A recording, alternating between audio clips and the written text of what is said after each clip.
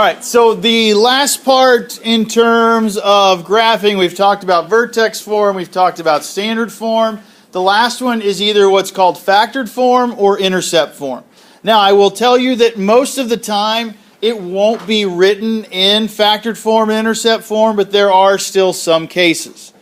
Okay? You can always take, if standard form is factorable, you can put it in factored form and go from there. Okay? So if it's factorable, if it's not factorable, just stick to doing it opposite of b over 2a and finding your x and plugging in and going from there like we talked about on Thursday.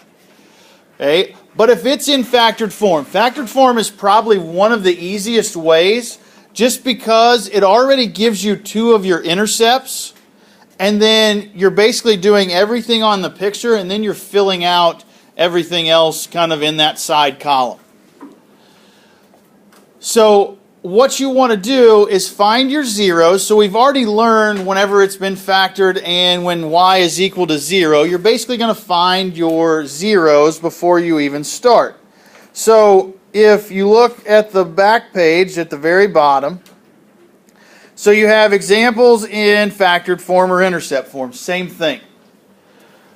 Okay? All you're going to do is whatever you have inside your parenthesis. Okay? So I have x plus 1 and I have x minus 5.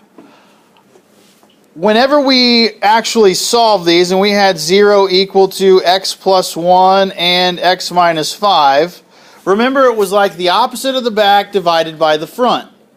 So what were our two actual x values or our solutions that we would come up with for a problem like this? What are my two x values? -1 and +5, right? Okay, remember all we have to do is just go opposite of the back divided by the front. Same way, opposite of the back is +5, divided by the 1 is going to be a +5. So what we will do with these values is that we're just going to plot them on my graph. So I'm going to go to -1, and I'm going to put a point. I'm going to go to +5, and I'm going to put my point.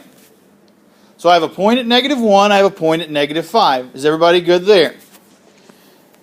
Anybody that is not. So then I want to find what's in between. Remember, every point has a mirrored value. When x is at -1 and when x is at +5, they are mirror images of one another. So that means I want to have an imaginary line that goes exactly through the middle of those 2 points. So if I have +5 and -1, how do I find the middle between those two? What is the point in the middle?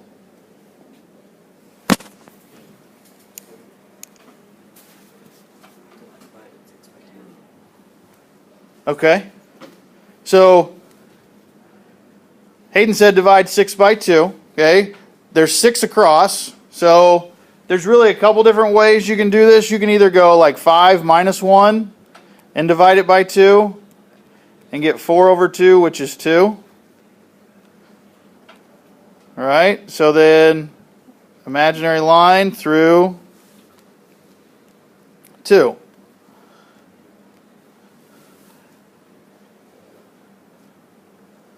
What does that imaginary line then represent?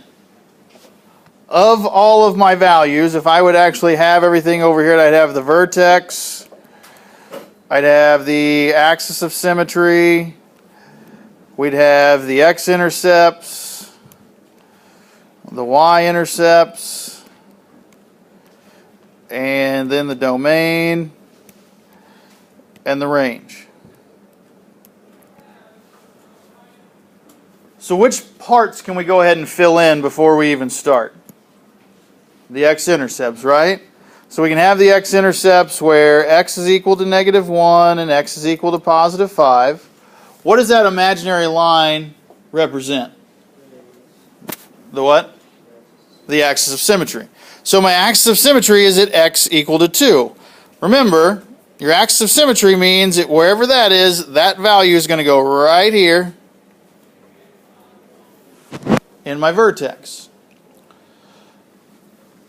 So now the next question becomes is how do I fill in the rest of my vertex? Where am I going to plug that 2 into my equation? For what value? X. I need to figure out what y is. So I'm going to take 2 plus 1 times 2 minus 5. 2 plus 1 is 3. 2 minus 5 is negative 3. So what's 3 times negative 3? Negative 9. So that's the second part of my vertex. That's my y value. So from there, all I'm going to do, I'm going to go down that imaginary line, or that dashed line. I'm going to go down to negative 1, or negative 9, excuse me.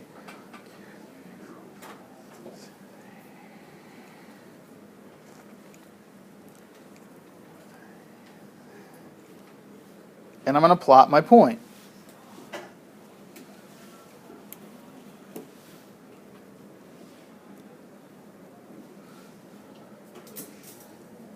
Intercept form or factored form are the easiest ones to graph. Okay? Because I have my vertex, I have 2 other points. Now, you can make sure that everything's okay. Is there a number out in front like there is over here on the right side? No. So what? I'm just going to take my regular steps from my vertex. I'm going to take 1 step to the right, 1 step up. I'm going to take 1 step to the right. I'm going to take 3 steps up. What should happen is I should be able to take 1 step up and 5, and what do you know? I land on one of my values. Okay, it's just going to be a mirror image. Now, where's my y-intercept then? Where's my y-intercept? Anybody want to count that for me? Negative 5. Now, I'll give you a hint. Easy way to find your y-intercept. Take whatever number's out in front, multiply it by whatever number is your constant here, and whatever number is your constant there. What's 1 times negative 5? Negative 5. Amazing how it all works out. Connect my points here and here. What's my domain? Negative infinity, positive infinity. What's my range? Negative 9 to positive infinity. Good. Negative 9, remember, is going to be included. It's going up, so it's going to positive infinity.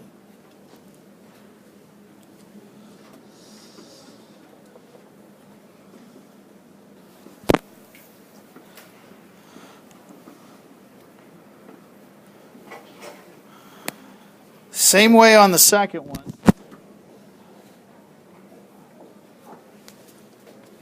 Where are my 2 points going to end up? Where am I, if this is at negative 1 and that's at negative 4, where are my 2 x-intercepts at? What's the opposite of negative 1? Positive 1. What's the opposite of negative 4?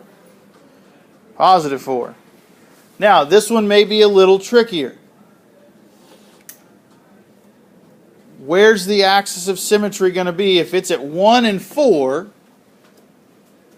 The good thing about this is, as long as you have whole numbers, it's either going to be at a half or it's going to be at a whole number.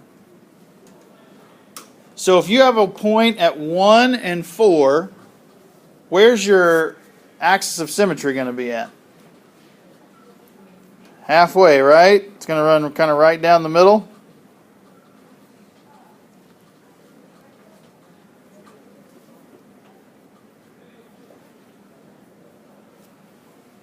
Try to draw better straight lines.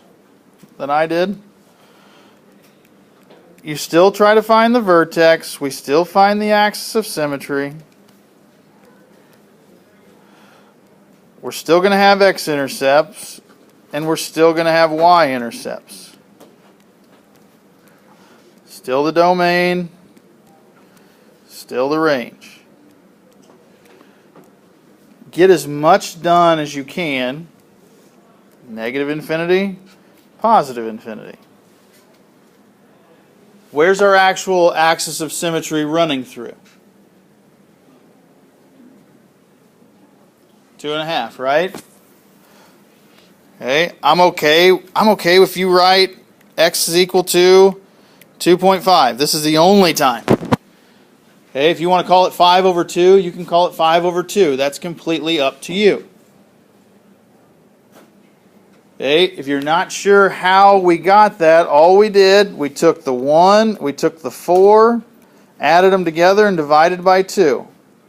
That's how we got 5 over 2 or 2.5. Okay, to find my x.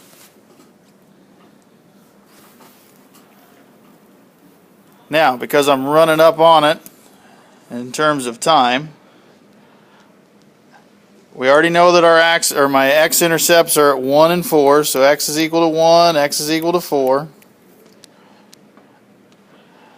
This is what I'm talking about in terms of the y-intercept. What's negative 2 times negative 1 times negative 4? Negative 8, right? Okay. If I take all three of these numbers together and multiply them. Again, if there's no number out in front, that's okay. That is my y-intercept. So it gives me another value down here at negative 8. It gives me a value that I can plot a point on. It also gives me another one that I can go 2.5 spaces to the right, just like I did 2.5 spaces to the left. Does that make sense? 2.5 minus 4. I'm going to have negative 2 times 1.5 times negative 1.5. If you can't, you're going to get a decimal here. That's okay.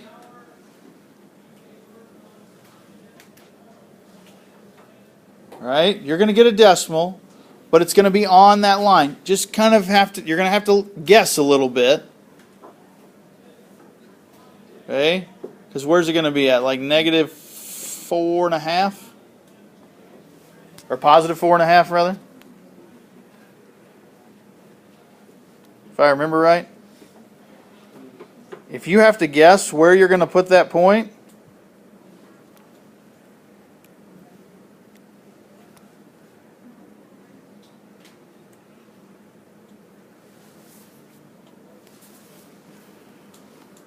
but if you need to put 2.5, 4.5, that's the only time I'm okay with it.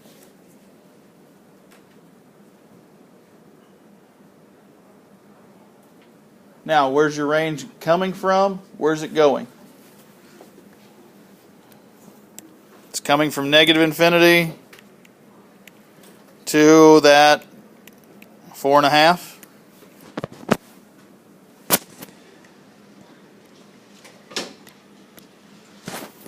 If you want to call it 9 over 2, you can call it 9 over 2. It's completely up to you.